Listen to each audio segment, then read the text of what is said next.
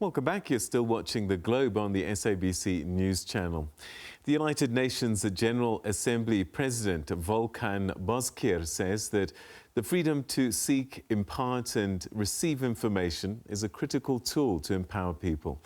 He made the comments as part of his address on World Press Freedom Day.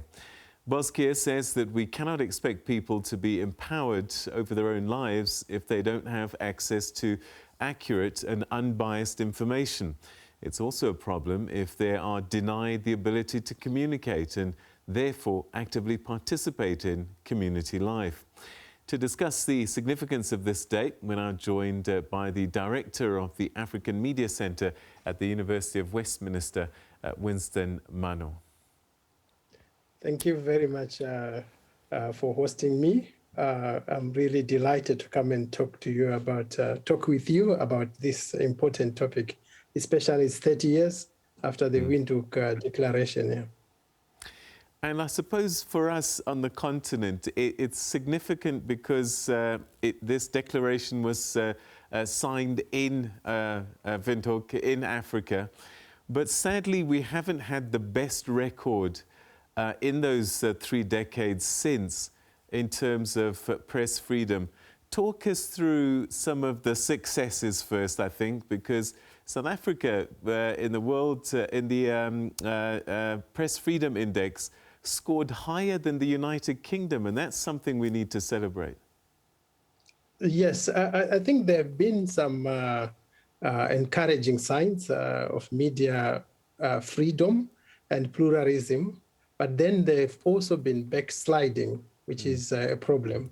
But let's look at how many countries try to open up. I think the reforms to open up media to deregulate and to allow other players has been very encouraging. But however, when you look closely at the patterns of this opening up, you find that in some cases, it's many new voices, but there is no diversity in terms of quality and range of opinion.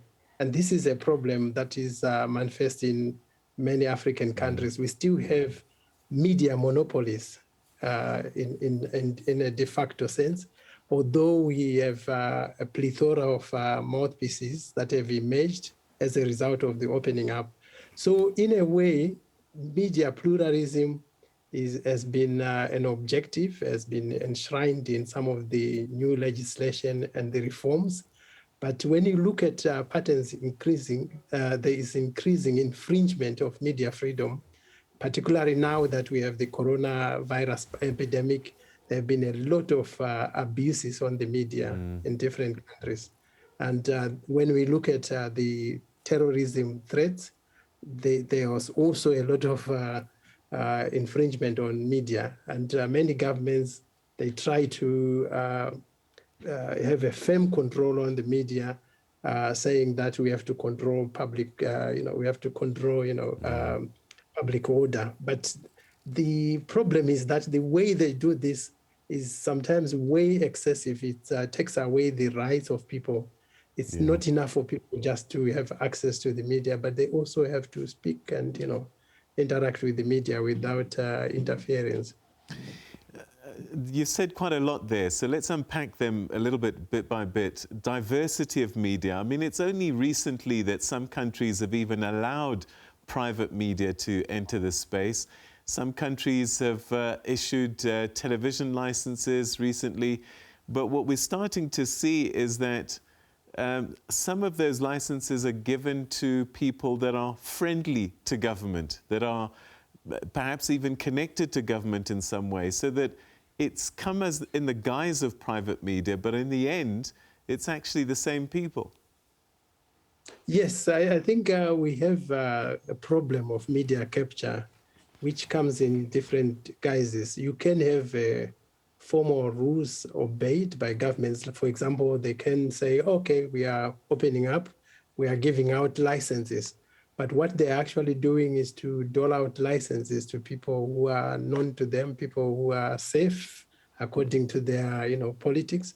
And this does not help, media freedom, because media freedom requires for countries to run properly, everyone must have right to express, freedom of expression, freedom to know, and they should have access to media. They should be able to purchase, they should be able to send in their views. But at the moment, when you have these captured media sources, sometimes people are not able to put through their views, and this is a problem. Talk us through, I mean, you know, they say this all the time, the fourth estate is one of the pillars of democracy. Walk us through why that is and why we should be taking press freedom very seriously. I think when you have assault on human rights in general, the first casualty has almost always been the freedom of speech and also freedom of to receive. Yeah, and therefore, when you look at what has been happening in most African countries, particularly in relation even to the coronavirus epidemic, when you look at the Congo, for example, a journalist was trying to report on compliance with the lockdown, was actually, run over, chased by the police.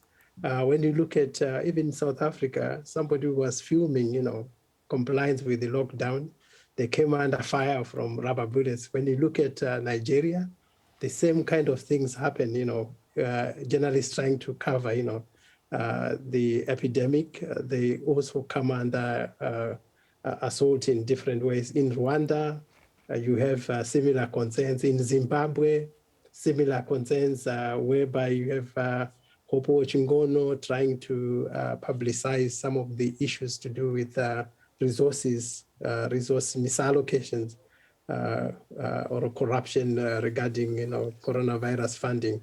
And again, you have the people who are trying to shout out about the problems being arrested. So the media should be a friend of democracy, not an enemy of democracy. And this is the problem where we have a lot of the issues that are sort of not reported. When you don't have checks and balances, democracy does not work well. Talk to us through about citizen journalism, because we now have social media. Before, you had to have a license to be a journalist, and it was easier to control.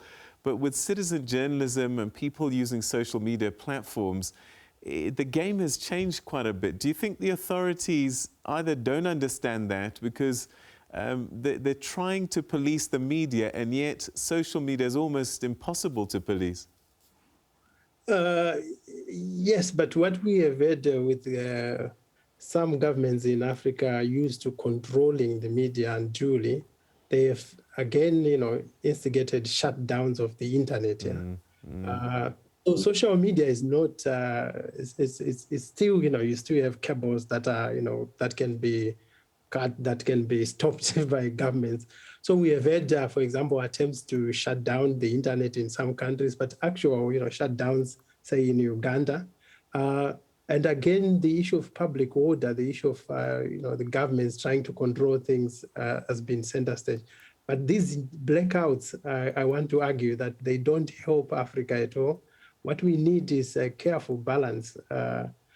Yes, there are security issues. Yes, there are public order issues. But at the moment, our government seem paranoid, and they are implementing, these shutdowns with regularity. And this does not help the cause of media freedom, because when you do that, it affects even the economy. It affects the reputation of the whole place.